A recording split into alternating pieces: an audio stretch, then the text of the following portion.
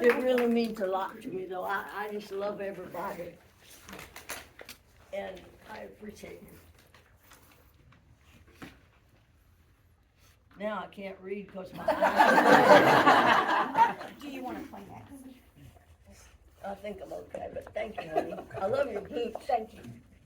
I was asked to share some of my memories of recording my first major hit record here at RCA's famous Studio B, where Elvis recorded. Oh my gosh. To say I was nervous, excited, and happy way back when is an understatement. People often ask me, how did I wind up in California when I was from North Carolina? So here's a little backstory. After I graduated from college in North Carolina, I went to High Point College. Oh, wow. I went to California to live with my brother, who worked there and had been there for a while, and to teach high school English at a wonderful school there. I also thought that maybe I could pursue my lifelong dream of becoming a singer. I didn't know how or what to do, because I really didn't have that much experience. I just had a dream. I just knew I wanted to be a singer, but I was bashful and I kept it to myself. But my brother Gail knew about my dream, and he found out from someone a number to call at a company that was looking for a girl singer to do some demos. So I called the number. He got a number for me, and I called the number, made an appointment, and met a man named Stan Silver, a very special guy. I took with me a demo of 2 songs that I had made at a radio station in my hometown of Mount Airy, North Carolina. And I understand there are some people from Mount Airy here. Is that true? Mm-hmm. All right. I am close to. Okay. Anyway, when Stan listened to the demo of me singing 2 old pop songs, one of them was I'm in the Mood for Love, and I, for the life of me, can't remember what the other one was. But he said, "You're country." You would have thought I didn't know that. But anyway, I don't know what I said. But Stan also had a publishing company, and he recorded me on some of his songs in his company. And one day I asked him if he would teach me to play guitar if I wasn't too much of a pain and if I learned fast, that I wanted to see if I could write my own songs. He said, yeah. And he gave me an old guitar, taught me to play well enough to write the melodies I would hear with the lyrics. Eventually, we fell in love, got married, and I was finally happy. Ever since I was a little girl, I always wanted to be happy, and I always wanted everybody else to be happy. I even wrote in one of my books, if you're not happy, you're cheating yourself. So during the weeks when I was teaching school, during the day I would teach school, but on weekends and holidays, I would write songs. And I performed every now and then at some clubs in Southern California, like the Palomino Club, some of you may have heard of, and Nashville West, just to get some experience so maybe I wouldn't faint on stage, because my brother tricked me into going to a club with him in Myrtle Beach, South Carolina, once when I was about 16 years old.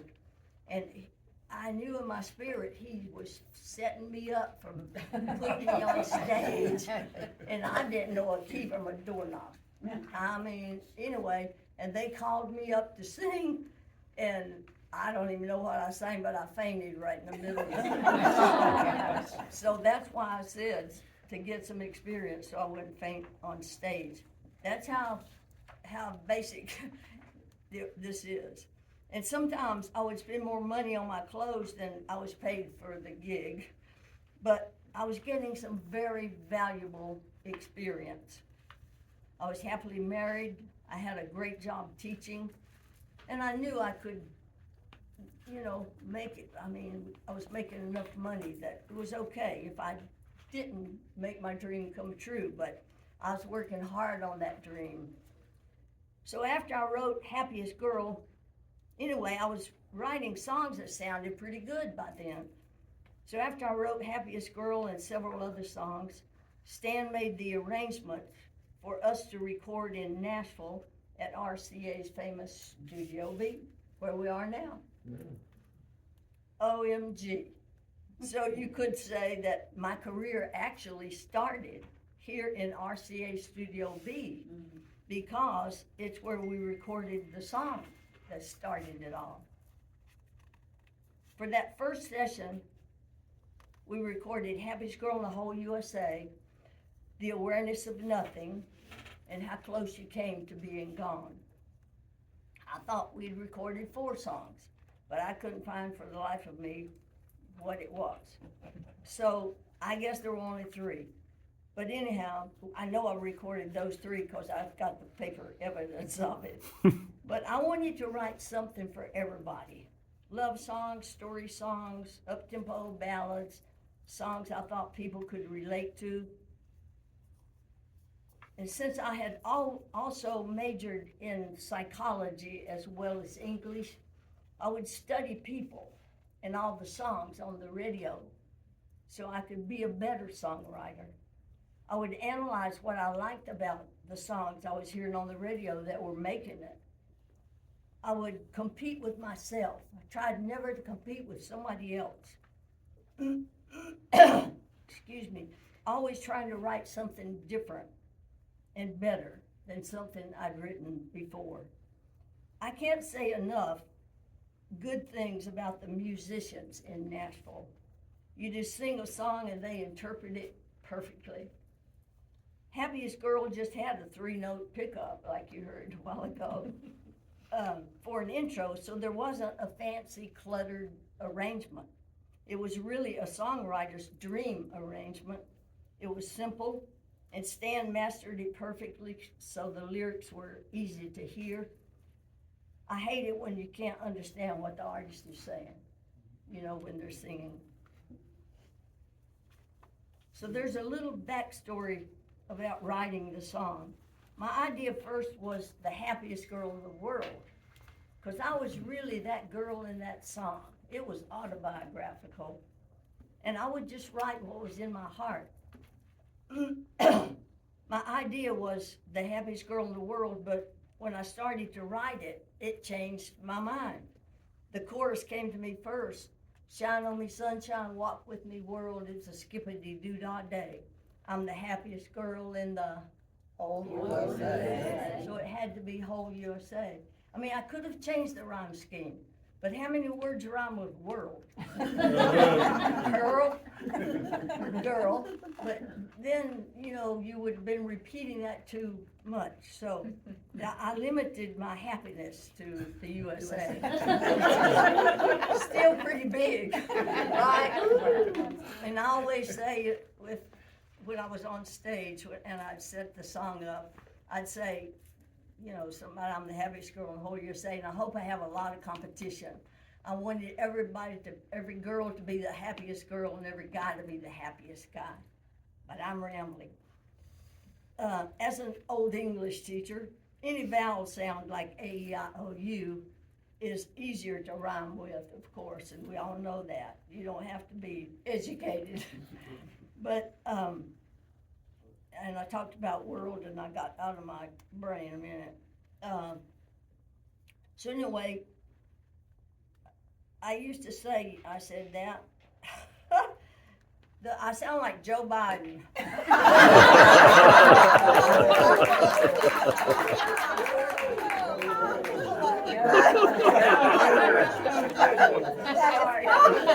No offense, Joe. The rest of the song, I just wrote the lyrics like we would get up in the morning, Good morning, morning. I mean, I didn't say that to Stan, but that was coming through my brain when I was playing my guitar and writing. It just came.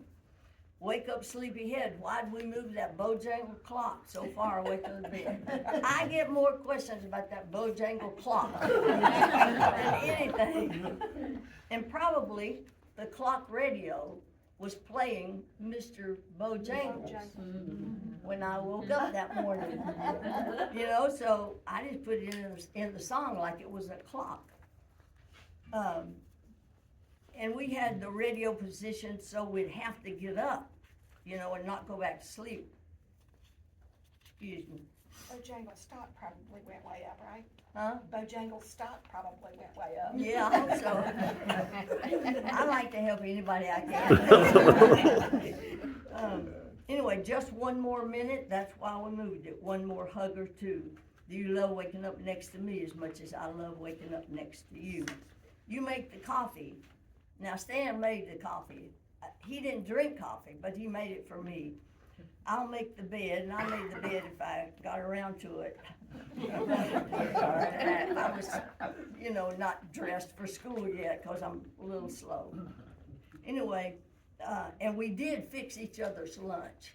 And for a couple, that's the best thing you can do is to make each other's lunch. I don't know why, but it was just cool. And I always had him check me out to see if I looked funny or had on anything that looked funny, like old shoes. So the line, tell me the truth, do these old shoes look funny? Honey, it's almost time. No, it's almost 9. People get me mixed up because they think I said time there and it's line. Anyway, no, it's 9. See there? And it was time to leave for work, you see. Now you be careful, gotta go, I love you. Have a beautiful day and kiss the happiest girl in the whole USA. And the bridge goes, skippity-doo-dah, thank you, Lord, for making him for me.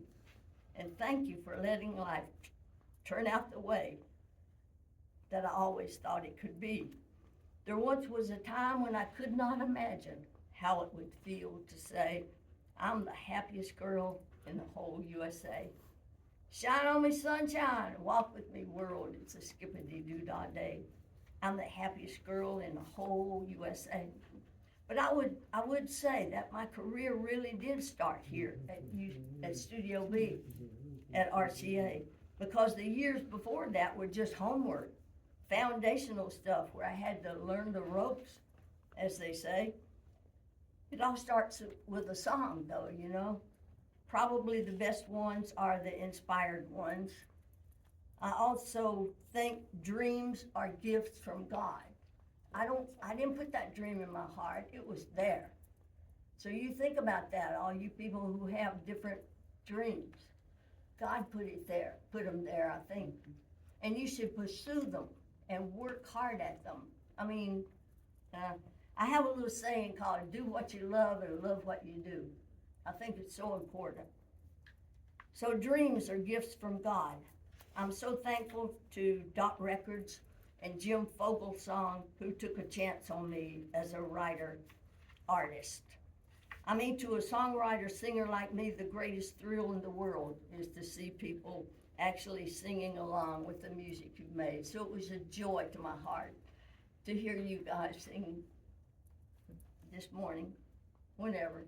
Middle day, I guess, by now. Anyway, besides all the people whose talent must come together to make a hit record, it's also DJs, fans of the music that makes dreams come true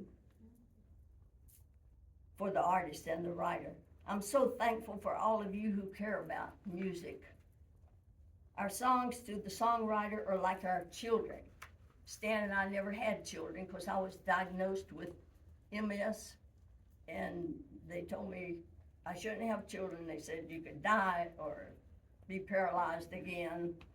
And anyway, so we didn't have children. So these songs that I was writing were kind of like our children. Some of them come fast when you're writing them, and it takes longer for some of them. There was one song on the Happiest Girl album, was a ballad called It Would Have Been Just Perfect. And I know I must have worked on that thing for a year or 2 or 3. And I was doing other things. Of course, I was on the road, and writing other songs too, but I would just go back to that, because certain songs you just want to be perfect. And it was called, It Would Have Been Just Perfect. So I thought, well, I have to make it perfect. But anyway, I was very fortunate. I won't talk about all the songs on the album and all the awards, because I know you probably have somewhere else to go. But I was very fortunate to have back-to-back million sellers with Happiest Girl and Funny Face. Funny Face was one of the very first songs I ever wrote. About 5 years, I think, before I wrote Happiest Girl. Besides being a #1 country for several weeks, both records were top 10 pop too. And I've had a few more after that. And so dreams do come true. Whatever you're dreaming of, don't give up on it if it's a real burning in your heart. Okay, if you really are serious about it, you've got to work at it and keep doing it. And if not, you've just got to love life, and invest time in your dream. And I said all that, and where's my next thing? Here it is. Okay, sorry. Thank you all for being here. You've gone out of your way, and I'm so honored to see you all. And thank you for singing my song, one of my songs.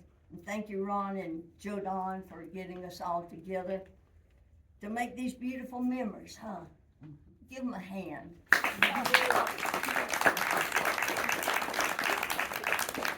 And I'm blessed to the bone. And I think I'm going to write a song called that. I must say, too, that there wouldn't be a Donna Fargo without my husband, Stan Silver, who died 3 years ago. And I miss him so much.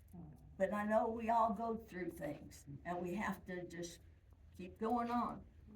He did everything. So I'll close now by saying have a great time while you're here in Nashville. It's been such a treat to hug you all and see your smiling faces.